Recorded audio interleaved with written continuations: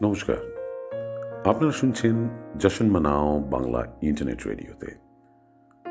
আজ চলচ্চিত্রের চালচিত্র অনুষ্ঠানে কালজয়ী ছবি নীল আকাশের নিচে শুটিংয়ের পেছনের গল্প বলার আগে দরকার একটা ঐতিহাসিক ঘটনার বর্ণনা দেওয়া।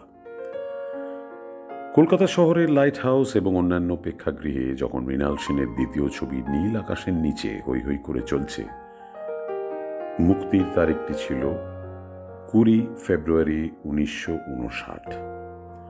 ঠিক তখন রাতে তিব্বতের লাসা থেকে ছদ্মবেশে বেশ কয়েকজন অনুচরকে নিয়ে দুর্গম হিমালয় পেরিয়ে ভারতবর্ষে পালিয়ে আসছেন দলাই লামা। 1959 সালের 17 মার্চ তিব্বত ছেড়ে ভারতে আশ্রয় নেওয়ার বছর তিনেক আগেই তিনি বুঝতে পেরেছিলেন এরকম একটা দিন ভবিষ্যতে আসবে। তাই 1956 সালেই এদেশে এসে জওহরলাল নেহরুকে বলেছিলেন প্রয়োজন পড়লে এদেশে রাজনৈতিক আশ্রয় তিনি নেবেন। তিনি যখন হিমাচল প্রদেশের ধর্মশালায় এসে আশ্রয় নিচ্ছেন, ততদিনে জনগণ প্রজাতন্ত্রী চীন দেশের সরকার তিব্বতের বিদ্রোহ দমন করে তাদের পছন্দের পাঞ্চেন লামাকে তিব্বতের প্রধান করে দিয়েছে। অথচ এর অনেক আগেই 1954 সালের এপ্রিল মাসে তিব্বতে বাণিজ্য ঘিরে চীন ভারতের মধ্যে পঞ্চশীল শান্তি চুক্তি হয়েছে, জওহরলাল নেহরু এবং চাউ এন লাই দুজনেরই সম্মতিক্রমে। ঐতিহাসিকের মতে দলাই লামার এই তিব্বত থেকে চীন আক্রমণের কারণে পালিয়ে আসা ইতিহাসে অন্যতম নিষ্ক্রমণ বলে চিহ্নিত। যদিও মৃণাল সেন বিশ্বাস করতেন চীন কখনো ভারত আক্রমণ করেনি। তিব্বতের বিদ্রোহ দমনের প্রেক্ষিতে এবং পঞ্চশীল চুক্তির প্রেক্ষিতে চীনা সরকারের এই ঘটনা রাজনীতি সচেতন মৃণাল সেন বিলক্ষণ জানতেন। অতএব 1958 সালের কোনো এক সময় মহাদেবী ভার্মার 4 পাতার ছোট গল্প চিনি ফেরিওয়ালা নির্ভর নীল আকাশের নিচের চিত্রনাট্য যখন তিনি লিখছেন, তখন তিনি খুব সচেতন হয়েই লিখছেন ধরে নিতে হবে। সেই হিসেবে নীল আকাশের নিচে মৃণাল সেনের প্রথম প্রত্যক্ষ রাজনৈতিক সিনেমা হিসেবে চিহ্নিত হলে নিশ্চয়ই কেউ আপত্তি করবেন না। কি সেই রাজনীতি, সেটা জানানোর আগে সংক্ষেপে এই ছবির কাহিনী রেখা জানানো প্রয়োজন। 1930 সালের কলকাতার প্রেক্ষিতে এই ছবির কাহিনী। রবীন্দ্রনাথ ঠাকুরের কাবুলিওয়ালা গল্পটি যারা পড়েছেন বা 1957 সালে তৈরি তপন সিংহর ছবিটি যারা দেখেছেন, তারা অনেক মিল খুঁজে পাবেন এই কাহিনীর সঙ্গে। চীন দেশ থেকে ওয়াংলু নামের এক চীনা ফেরিওয়ালা কলকাতায় আসছে শহরের রাস্তায় রাস্তায়, বাড়ির দরজায় দরজায় ফেরি করতে। চিনি ওয়াংলু ফিরি করে বেড়ায় চীনা সিল্কের কাপড়, আর এই ওয়াংলু কলকাতায় খুঁজে পায় বিবাহিতা বাসন্তীকে, যার মধ্যে সে দেখতে পায় নিজের আদরের দিদিকে। দুজনের মধ্যে একটা বন্ধন তৈরি হয়, যে বন্ধনই ছবির কাহিনীর মূল চালিকা শক্তি। ছবির শেষে জাহাজে চেপে দেশের স্বাধীনতার যুদ্ধে অংশ নিতে ওয়াংলু ফিরে যায় চীনে। এই সিনেমার সাবপ্লট হল বাসন্তীর স্বদেশী আন্দোলনের সঙ্গে গোপনে জড়িত থাকা এবং এ কারণে ব্রিটিশ পুলিশের তাকে গ্রেপ্তার করা এবং 5 বছরের কারাদণ্ড দেওয়া।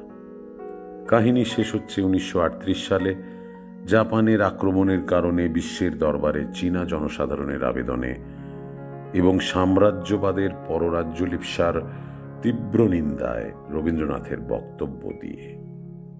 দেশের মানুষের ডাকে দেশকে স্বাধীন করার বাসনা নিয়ে ওয়াংলু দেশে ফেরত চলে যায়। আপাত দৃষ্টিতে নীল আকাশের নিচেকে মনে হতেই পারে কেবলই সাম্রাজ্যবাদ বিরোধী ছবি, ফ্যাসিবাদ বিরোধী ছবি।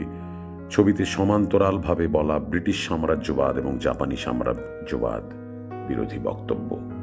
শেষ পর্যন্ত 1962 সালে চীন ভারত যুদ্ধের প্রেক্ষিতে তাঁর এই ছবি নিষিদ্ধ হলে স্বয়ং জওহরলাল নেহরু মনে করেন ছবিটিকে চীনের 1962 সালের ভূমিকার প্রেক্ষিতে বিচার করা ঠিক নয়। তিনি নিষেধাজ্ঞা তুলে নেন। অথচ চীন ভারত এই যুদ্ধের কারণেই ভারতের কমিউনিস্ট পার্টির অন্দরমহলে সোভিয়েত পথ চীনা পথের বিভাজনের ফলে দল ভেঙে যায়। চীনা পথের সমর্থকরা মনে করতেন চীন কখনোই ভারত আক্রমণ করেনি, মৃণাল সেনও তাই মনে করতেন। ছবিটি ভালো চললেও আজ মুক্তির 56 বছর পরে ছবিটির স্মৃতি ম্লান হয়ে গিয়েছে।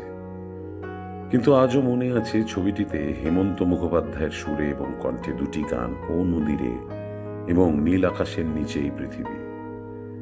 মৃণাল সেন কি প্রযোজকের চাপে এই গান দুটি ছবিতে রাখতে বাধ্য হয়েছিলেন? ছবির প্রযোজক ছিলেন স্বয়ং হেমন্ত মুখোপাধ্যায়। এটি তাঁর প্রথম প্রযোজিত ছবি। এ প্রসঙ্গে নৃপেন গঙ্গোপাধ্যায় বলেন, গান ব্যবহার করা মৃণালদার পছন্দ ছিল না। লক্ষ্য করে দেখবে গান দুটো যেন বিবেকের কণ্ঠস্বর, কাহিনীর সঙ্গে কোনো যোগসূত্র নেই। মৃণালদা গদ্য করে গানের সারবস্তু লিখে দিয়েছিলেন, সেটাই গৌরী প্রসন্ন মজুমদার গানে রূপান্তরিত করেন। ছবিতে ওয়াংলুর ফ্ল্যাশব্যাকে চীনা মুলুকের শান্টুং গ্রামটি কোথায় তৈরি হয়েছিল? খরস্রোতা নদী, পিছনে পাহাড়, কোথাকার? ছবিতে প্রখ্যাত পরিচালক ইন্দর সেন ছিলেন সহকারী। সেটাই তাঁর সিনেমায় প্রথম কাজ। তিনি বললেন, ছবির শুটিং হয়েছিল নিউ থিয়েটার্স 1 নম্বর স্টুডিওতে, কিন্তু এই আউটডোর হয়েছিল উত্তরবঙ্গে। নদীটা তিস্তা মনে আছে, কিন্তু আজ এতদিন পরে জায়গাটার নাম মনে পড়ছে না। পথের পাঁচালীর পর ঋত্বিক আর মৃণাল দুজনেই চেয়েছিল এক্সটেন্সিভলি আউটডোরে ছবি করতে। অযাত্রিক আর নীল আকাশের নিচেতে, কিন্তু এটাই পথের পাঁচালীর ইনফ্লুয়েন্স। জানা যায় একসময় ছবিটি করার কথা ছিল প্রথমে সলিল চৌধুরী এবং পরে ভূপেন হাজারিকার, কিন্তু কোনো এক অজ্ঞাত কারণে ছবিটা ভূপেন বা সলিল করেননি। মৃণাল সেনের চিত্রনাট্যটি হেমন্তবাবুর এত পছন্দ হয় যে শেষ পর্যন্ত মৃণাল সেনকেই তিনি কন্ট্রাক্ট সই করার জন্য বম্বে ডেকে পাঠান। তবে ছবি শুটিং চলাকালীন একটি দিনের জন্যেও হেমন্তবাবু স্টুডিওতে আসেননি। ছবিতে ওয়াংলুর ভূমিকায় উত্তম কুমারের করার কথা ছিল কিনা তা নিয়ে বিতর্ক আছে, কিন্তু তখন বরযাত্রী সুপারহিট, পরশ পাথরও সুপারহিট। প্যারাডাইজ ক্যাফেতে কালী বন্দ্যোপাধ্যায় আসতেন নিয়মিত। মৃণাল সেন ওকেই ওয়াংলুর চরিত্রে নির্বাচন করেছিলেন। টেরিটি বাজারে নানকিং রেস্টুরেন্টের কাছে এক চীনা ভদ্রলোক থাকতেন। তিনি হলেন ওয়াংলুর মডেল। তিনিও ফেরি করতেন এই শহরেই। মৃণাল সেন এবং কালী বন্দ্যোপাধ্যায় দুজনেই চীনে কায়দা কানুন রীতিনীতি সব তাঁর কাছ থেকেই শেখেন। অসম্ভব পরিশ্রম করেছিল দুজনেই এই ছবিটার জন্য। এই প্রথম পুরুষ চরিত্রের জন্য দুজন মেকআপ আর্টিস্ট ব্যবহৃত হলো টালিগঞ্জে, শক্তি সেন এবং অনন্ত দাস। দুজনেই কালী বন্দ্যোপাধ্যায়ের মেকআপ করেছিলেন। এমন হয়েছিল স্টুডিওতে যে তখন অনেকেই কালী বন্দ্যোপাধ্যায়কে দেখলেই চীনে কালী বলে ডাকত। একটা মজার গল্প আছে শুটিংয়ের। কিছুতেই ছবির শুটিংয়ের সময় একটা স্বদেশীদের মিছিলে পুলিশের লাঠি চালানোর দৃশ্যটা তুলতে পারা যাচ্ছে না। তখন নৃপেন গঙ্গোপাধ্যায় ছবির পরিচালককে বললেন, আমার হাতে একটা জাতীয় ফ্ল্যাগ দাও আর ক্যামেরাকে বলো আমায় ফলো করতে। ক্যামেরা চালু হয়ে গেল। আমি ফ্ল্যাগ নিয়ে দৌড়াচ্ছি, আমাকে দেখে অন্যরাও আমার পিছনে দৌড়চ্ছে, আর তার পিছনে পুলিশ তাড়া করেছে। এক শটে ওকে। পরে দেখি এই শটটাই বিভিন্ন ডকুমেন্টারিতে স্বাধীনতা আন্দোলনের আসল ফুটেজ হিসেবে ব্যবহৃত হচ্ছে। বোঝো কাণ্ড। শুটিংটা হয়েছিল ভবানীপুর লেডিস পার্কে। মৃণাল সেন নীল আকাশের নিচে প্রসঙ্গে খুব সাম্প্রতিক একটি তথ্যচিত্র self and cinema Mrinal Sen তে বলেছেন টেকনিক্যালি হোপলেস। প্রসঙ্গত এই তথ্যচিত্রটি পরিচালনা করেছেন নৃপেন গঙ্গোপাধ্যায়। আপনারা শুনলেন শ্রী মৃণাল সেন পরিচালিত নীল আকাশের নিচে সিনেমার শুটিংয়ের পিছনের কিছু ঘটনা। আগামী পর্বে আপনাদের জন্য থাকবে এরকমই অন্য কোনো চলচ্চিত্রের শুটিংয়ের গল্প। ততক্ষণ সঙ্গে থাকুন আর শুনতে থাকুন জশন মানাও বাংলা ইন্টারনেট রেডিও। নমস্কার।